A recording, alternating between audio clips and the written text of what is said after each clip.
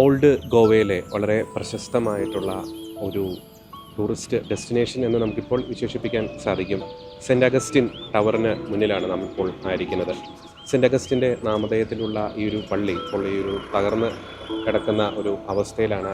ഗോവയിൽ എത്തിയ അഗസ്റ്റീനിയൻ മിഷണറിമാരാണ്, സന്യാസിമാരാണ് ഈ ഒരു ദേവാലയത്തിൻ്റെ നിർമ്മാണത്തിന് പിന്നിൽ പ്രവർത്തിച്ചത്.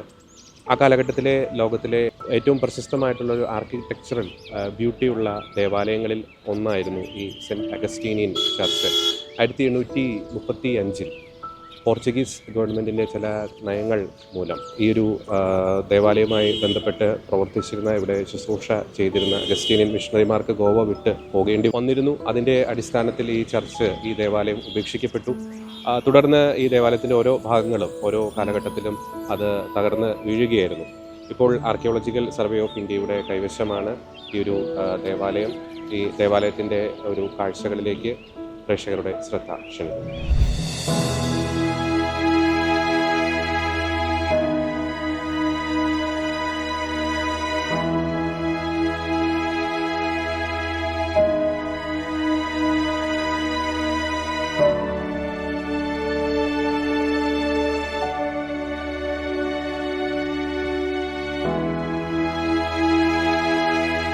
പ്രൗഢഗംഭീരമായ ക്രൈസ്തവ പാരമ്പര്യമുള്ള സംസ്ഥാനമാണ് ഗോവ. പള്ളികളുടെ നാട് എന്ന് ഗോവയെ വിശേഷിപ്പിച്ചാൽ അതിൽ ഒട്ടും തന്നെ അതിശയോക്തിയില്ല. മനോഹരമായ വാസ്തുവിദ്യ കൊണ്ട് നിർമ്മിച്ച നിരവധി ദേവാലയങ്ങളാണ് പോർച്ചുഗീസ് കോളനിയായിരുന്ന ഗോവയിൽ ഉള്ളത്. വിശുദ്ധ ഫ്രാൻസിസ് സേവ്യറുടെ അഴുകാത്ത ഭൗതികദേഹത്തിന്റെ പൊതുവണക്കം നടന്ന സേ കത്തീഡ്രലിലേക്കുള്ള വഴിമധ്യേ തീർത്ഥാടകരുടെ ശ്രദ്ധ ആകർഷിക്കുന്ന ഒന്നാണ് സെന്റ് അഗസ്റ്റിൻ ടവർ.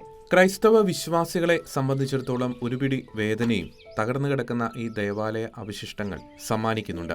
ഐബീരിയൻ ലോകത്തെ 3 പ്രധാനപ്പെട്ട അഗസ്റ്റീനിയൻ ദേവാലയങ്ങളിൽ ഒന്നായിട്ടാണ് ഓൾഡ് ഗോവയിലെ സെന്റ് അഗസ്റ്റിൻ ടവർ സ്ഥിതി ചെയ്യുന്ന ഈ ദേവാലയ സമുച്ചയം കരുതപ്പെടുന്നത്. യുനെസ്കോയുടെ വേൾഡ് ഹെറിറ്റേജ് സൈറ്റിൽ ഉൾപ്പെട്ട ഇടമാണ് സെന്റ് അഗസ്റ്റിൻ ടവർ. 1572 അഗസ്റ്റീനിയൻ സന്യാസിമാർ പ്രദേശത്ത് ഒരു ആശ്രമം സ്ഥാപിക്കുകയും പിന്നീട് അത് വിപുലീകരിക്കുകയുമായിരുന്നു. 1587 ഗോവയിലെത്തിയ അഗസ്റ്റീനിയൻ സന്യാസിമാരാണ് ഓൾഡ് ഗോവയിലെ ഹോളി ഹിൽ എന്നറിയപ്പെടുന്ന മോണ്ടെസാൻഡോ കുന്നിൻ മുകളിൽ ഈ ദേവാലയം നിർമ്മിച്ചത്. 1597 1602 ഇടയിലാണ് ഈ ദേവാലയം പണി കഴിപ്പിച്ചത്. 1597 തുടങ്ങിയ ദേവാലയത്തിന്റെ നിർമ്മാണ പ്രവർത്തനങ്ങൾ 1602 പൂർത്തിയായത്. 8 ചാപ്പലുകളും 4 അൾത്താരകളും ഒരു ആശ്രമവും ഉൾപ്പെടുന്നതാണ് ദേവാലയ സമുച്ചയം. 4 കൂറ്റൻ ഗോപുരങ്ങളാണ് ദേവാലയത്തിനുള്ളത്. അതിൽ 46 മീറ്റർ ഉയരമുള്ള ഒരു ഗോപുരം മാത്രമേ ഇന്ന് അവശേഷിക്കുന്നുള്ളൂ. ഈ ഗോപുരമാണ് ഇന്ന് സെന്റ് അഗസ്റ്റിൻ ടവർ എന്ന പേരിൽ അറിയപ്പെടുന്നത്. ആ കാലഘട്ടത്തിൽ പള്ളിയുടെ മണിമാളികയായി ഉപയോഗിച്ചിരുന്നത് ഇപ്പോൾ അവശേഷിക്കുന്ന 4 നില കെട്ടിടത്തിന്റെ ഉയരമുള്ള ഈ ഗോപുരമായിരുന്നു. പള്ളിയുടെ തിലകക്കുറിയായിരുന്ന പള്ളിമണി പിന്നീട് പഞ്ചമിലെ അവർ ലേഡി ഓഫ് ഇമാക്കുലേറ്റ് കൺസെപ്ഷൻ ദേവാലയത്തിലേക്ക് മാറ്റി സ്ഥാപിച്ചു. അവർ ലേഡി ഓഫ് ഗ്രേസ് ദേവാലയം, ദി കോളേജ് ഓഫ് പോപ്പുലോ, വിശുദ്ധ ഗ്യുൽഹേമിന്റെ നാമധേയത്തിലുള്ള സെമിനാരി എന്നിവ ഉൾക്കൊള്ളുന്നതാണ് സെന്റ് അഗസ്റ്റിന്റെ നാമധേയത്തിലുള്ള ഓൾഡ് ഗോവയിലെ തകർന്നു കിടക്കുന്ന ഈ ദേവാലയ സമുച്ചയം. വെട്ടുകല്ലുകൊണ്ടാണ് ദേവാലയം നിർമ്മിച്ചിരിക്കുന്നത്. 3 നിലകളിലായിട്ടായിരുന്നു ദേവാലയം പണി കഴിപ്പിച്ചത്. 1835 ഗോവയിലെ അന്നത്തെ പോർച്ചുഗീസ് ഭരണകൂടത്തിന്റെ ചില നയങ്ങൾ മൂലം നിരവധി സന്യാസ സമൂഹങ്ങൾ ഗോവയിൽ നിന്നും പുറത്താക്കപ്പെടുകയും ഗോവയിൽ നിന്നും അന്ന് പുറത്താക്കപ്പെട്ടവരിൽ അഗസ്റ്റീനിയൻ സന്യാസ സമൂഹവും ഉൾപ്പെട്ടിരുന്നു. തൽഫലമായി അവർ പണി കഴിപ്പിച്ച ദേവാലയവും ഉപേക്ഷിക്കപ്പെടുകയായിരുന്നു. 1843 പോർച്ചുഗീസ് ഭരണകൂടം തങ്ങളുടെ തലസ്ഥാനം ഓൾഡ് ഗോവയിൽ നിന്ന് പഞ്ചമിലേക്ക് മാറ്റിയതും മേഖലയിലെ പല ദേവാലയങ്ങളുടെയും തകർച്ചയ്ക്ക് ആക്കം കൂട്ടി. കൃത്യമായ പരിപാലനവും അറ്റകുറ്റപ്പണികളും നടക്കാത്തതിനാൽ 1842 സെന്റ് അഗസ്റ്റിൻ ദേവാലയത്തിന്റെ മേൽക്കൂര തകർന്നു വീഴുകയും പിന്നീട് 1931 1938 ദേവാലയത്തിന് വലിയ രീതിയിലുള്ള നാശനഷ്ടങ്ങൾ സംഭവിക്കുകയും ചെയ്തു. പ്രകൃതിക്ഷോഭങ്ങളെയും മറ്റും അതിജീവിച്ച് 400 വർഷങ്ങൾക്ക് ശേഷവും 46 മീറ്റർ ഉയരമുള്ള വെട്ടുകല്ലും കൊണ്ട് നിർമ്മിച്ച ഈ ഗോപുരം ഇന്നും നിലനിൽക്കുന്നത് ഒരു അത്ഭുതം തന്നെയാണ്. ആർക്കിയോളജിക്കൽ സർവേ ഓഫ് ഇന്ത്യയുടെ കീഴിലാണ് ഇപ്പോൾ ഈ ദേവാലയ സമുച്ചയം സ്ഥിതി ചെയ്യുന്നത്. മറ്റൊരു പ്രത്യേകത കൂടി ഈ ദേവാലയ സമുച്ചയത്തിനുണ്ട്.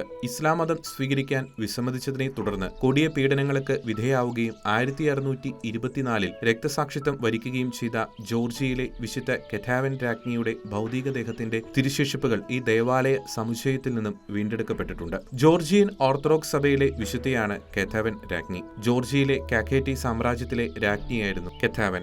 1614 ഇറാനിൽ നിന്നുള്ള ഇസ്ലാമിസ്റ്റ് ഭരണാധികാരി ഷാ അബ്ബാസ് ഒന്നാമൻ ജോർജിയയിലെ കാക്കേറ്റിക് സാമ്രാജ്യം പിടിച്ചെടുക്കുകയും കെറ്റാവൻ രാജ്ഞിയെ തടവുകാരിയായി ഇറാനിലേക്ക് കൊണ്ടുപോവുകയും ചെയ്തു. 7 വർഷത്തോളമാണ് കെറ്റാവൻ രാജ്ഞി ഇറാനിൽ തടവിൽ കഴിഞ്ഞത്. തടവിൽ കഴിഞ്ഞിരുന്ന രാജ്ഞിയെ ക്രിസ്തുമതം ഉപേക്ഷിച്ച് ഇസ്ലാം മതം സ്വീകരിക്കുവാൻ ഷാ അബ്ബാസ് ഒന്നാമൻ നിർബന്ധിക്കുകയും അതിന് വിസമ്മതിച്ച രാജ്ഞിയെ ക്രൂരമായ പീഡനങ്ങൾക്ക് വിധേയാക്കുകയും ചെയ്തു. ഇസ്ലാം മതം സ്വീകരിക്കാൻ വിസമ്മതിച്ച അവളുടെ വസ്ത്രം ഉരിഞ്ഞെടുക്കുകയും ചുട്ടുപഴുപ്പിച്ച ചവണ കൊണ്ട് അവളുടെ മാംസം പിഴുതുമാറ്റുകയും ചെയ്തതായി ചരിത്രം സാക്ഷ്യപ്പെടുത്തുന്നു. പീഡനങ്ങൾക്ക് നടുവിലും ക്രിസ്തീയ വിശ്വാസം ഉപേക്ഷിക്കാൻ തയ്യാറാകാതിരുന്ന കെറ്റാവൻ രാജ്ഞി ഒടുവിൽ 1624 രക്തസാക്ഷിത്വം വരിക്കുകയായിരുന്നു. രാജ്ഞിയെക്കുറിച്ച് കേട്ടറിഞ്ഞ 2 അഗസ്റ്റീനിയൻ സന്യാസിമാർ അവളുടെ ഭൗതികദേഹം വീണ്ടെടുക്കുകയും പിന്നീട് അത് ഇന്ത്യയിലേക്ക് കൊണ്ടുവരികയും ഓൾഡ് ഗോവയിലെ സെന്റ് അഗസ്റ്റിൻ ദേവാലയത്തിൽ സൂക്ഷിക്കുകയുമായിരുന്നു. 1990കളിൽ ദേവാലയ പരിസരത്ത് നടന്ന പര്യവേഷണത്തിൽ വിശുദ്ധ കെറ്റാവൻ രാജ്ഞിയുടെ ഭൗതികദേഹത്തിന്റെ ചില തിരുശേഷിപ്പുകൾ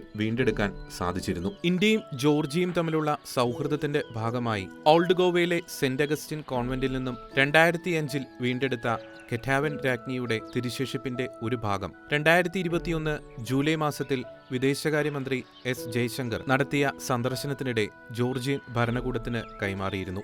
ജോർജിയൻ ജനതയുടെ നിരന്തരമായ അഭ്യർത്ഥന മാനിച്ചാണ് വിശുദ്ധ കെറ്റാവൻ രാജ്ഞിയുടെ തിരുശേഷിപ്പിന്റെ ഒരു ഭാഗം ഇന്ത്യ ജോർജിയയ്ക്ക് കൈമാറിയത്.